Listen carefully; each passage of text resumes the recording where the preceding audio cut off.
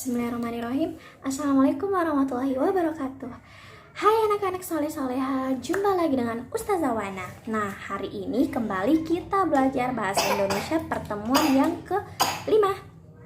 Nah, berarti pertanda kalau kita sudah masuk ke ciri-ciri makhluk hidup yang ke-5. Nah, apa sih ciri-ciri makhluk hidup yang ke-5? Yuk, belajar bersama.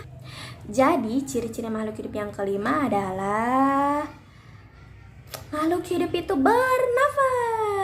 Nah, jadi bukan makhluk hidup namanya kalau dia tidak bernafas. Nah, jadi seperti yang kita ketahui, makhluk hidup itu bernafas dengan bermacam-macam cara. Seperti manusia bernafas melalui paru-paru. Jadi udara kita hirup melalui hidung, terus masuk ke paru-paru, nanti kita hembuskan kembali melalui mulut. Nah, itu adalah alat pernafasan kita. Nah, sedangkan apa sih alat pernafasan pada hewan? Jadi hewan bernafas dengan melalui macam-macam. Ada yang seperti ikan bernafas melalui insang, ada juga yang bernafas melalui pori-pori kulit, ada juga yang bernafas seperti kita melalui paru-paru. Nah, jadi itulah alat-alat pernafasan yang dimiliki oleh manusia dan hewan. Nah, sedangkan bagaimana sih alat pernafasan pada tumbuhan? Jadi, tumbuhan bernafas melalui stomata. Stomata bisa juga kita sebut sebagai mulut daun. Nah, tumbuhan juga bernafas melalui pori-pori kulit batang atau biasa kita sebut sebagai lentisel. Jadi itu alat pernafasan pada tumbuhan.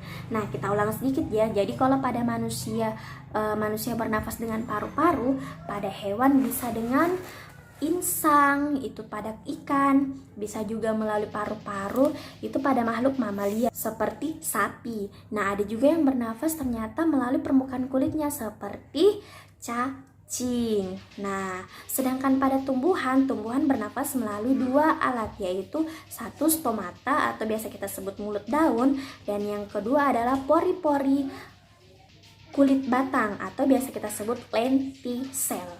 Nah, apa sih tujuan makhluk hidup bernafas? Tentu kalian sudah tahu, salah satu tujuan makhluk hidup bernafas adalah untuk hidup. Karena kita butuh yang namanya bernafas. Kita butuh untuk menghirup oksigen dan mengeluarkan karbon dioksida. Nah, jadi saat bernafas, makhluk hidup itu menghirup oksigen dan menghembuskan gas karbon dioksida. Gas oksigen yang kita hirup berasal dari proses fotosintesis tumbuhan. Nah, Ustazah sudah pernah jelaskan kan apa sih itu proses fotosintesis? Ustazah pernah jelaskan itu di pertemuan kita yang pertama, yaitu ciri-ciri makhluk hidup yang pertama. Jadi, gas oksigen yang kita hirup itu berasal dari proses fotosintesis. Nah, proses fotosintesis, pada saat proses fotosintesis ternyata tumbuhan itu menyerap karbon dioksida dan menghasilkan oksigen. Nah, oksigen itulah yang kita hirup sehari-hari. Makanya kalau kita melihat tumbuhan semakin berkurang, asupan oksigen kita juga semakin berkurang karena yang menghasilkan oksigen adalah tumbuhan. Meskipun jumlah oksigen di muka bumi ini tidak terbatas, tapi dengan semakin berkurangnya tumbuhan, maka yang dapat menghasilkan oksigen juga semakin berkurang. Proses fotosintesis adalah salah satu keajaiban yang terjadi di muka bumi kita. Allah yang telah menciptakan semua itu semata-mata untuk memberikan manfaat bagi seluruh makhluk hidup. Jadi, tumbuhan makanan itu tidak hanya sebagai sumber makanan, tapi dia juga adalah salah satu penghasil oksigen. Jadi, makanya kita sangat dianjurkan atau sangat diharuskan untuk memelihara yang namanya tumbuhan, karena tumbuhan adalah salah satu makhluk hidup yang menghasilkan oksigen. Tanpa tumbuhan tidak adalah kita akan oksigen yang ada di bumi itu semakin berkurang. Apalagi seperti sekarang ini kita lihat angka kendaraan di jalanan itu semakin banyak. Nah, itu artinya semakin banyak polusi yang dihasilkan dari kendaraan-kendaraan kita.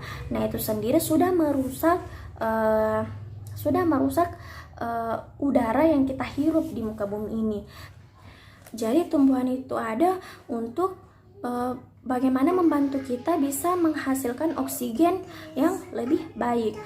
Jadi seperti yang kita lihat, jika kita melihat pohon semakin berkurang, pohon ditebang di mana-mana, nah selain dapat merusak lingkungan, juga bisa menjadikan penghasil oksigen kita berkurang. Makanya kita merasa tempat kita berpijak itu semakin panas, semakin gersang. Nah, karena tumbuhan semakin berkurang. Dengan berkurangnya juga tumbuhan itu dapat mengundang yang namanya banjir. Karena air yang turun ke bumi tidak ada lagi yang menyerap. Kan biasanya saat hujan, tumbuhan yang bisa cepat menyerap air yang ada di permukaan tanah, sehingga tidak terjadi banjir. Tapi kalau tumbuhan semakin berkurang, nah tuh air yang ada di permukaan tanah mau lari kemana, mau diserap oleh siapa? Nah, karena itu marilah kita bersama-sama menjaga lingkungan kita. Itu adalah salah satu cara kita untuk mensyukuri nikmat yang telah Allah berikan. Seperti yang kita ketahui, Allah dengan sangat baiknya memberikan kita udara secara gratis yang bisa kita hirup setiap hari. Bayangkan jika kita harus menghirup 1 tetes udara yang diberikan oleh Allah, berapa yang harus kita bayar?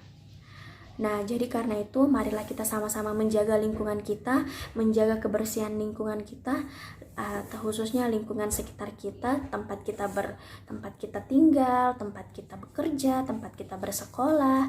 Nah, mari kita sama-sama menjaga hal tersebut, menjaga kebersihannya, menjaga kelestarian lingkungan kita. Itu adalah salah satu cara kita untuk bersyukur atas kenikmatan yang telah Allah berikan. Kenikmatan yang tidak bisa kita hitung jumlahnya, kenikmatan yang tidak bisa kita bandingkan dengan kenikmatan lain. Seperti dalam surah Ar-Rahman, "Fabi ayyi ala'i rabbikuma tukazziban?" Nikmat Tuhan mana lagi kah yang harus kita dustakan? Jadi marilah kita sama-sama bersyukur, marilah kita sama-sama menjaga kebersihan lingkungan kita, kelestarian lingkungan kita, dengan salah satunya merawat makhluk hidup yang ada di muka bumi ini. Salah satunya dengan merawat tumbuhan, menanam tumbuhan. Cukup sekian hari ini yang Ustazah bawakan, materi hari ini. Lebih dan kurangnya mohon dimaafkan. Wassalamualaikum warahmatullahi wabarakatuh.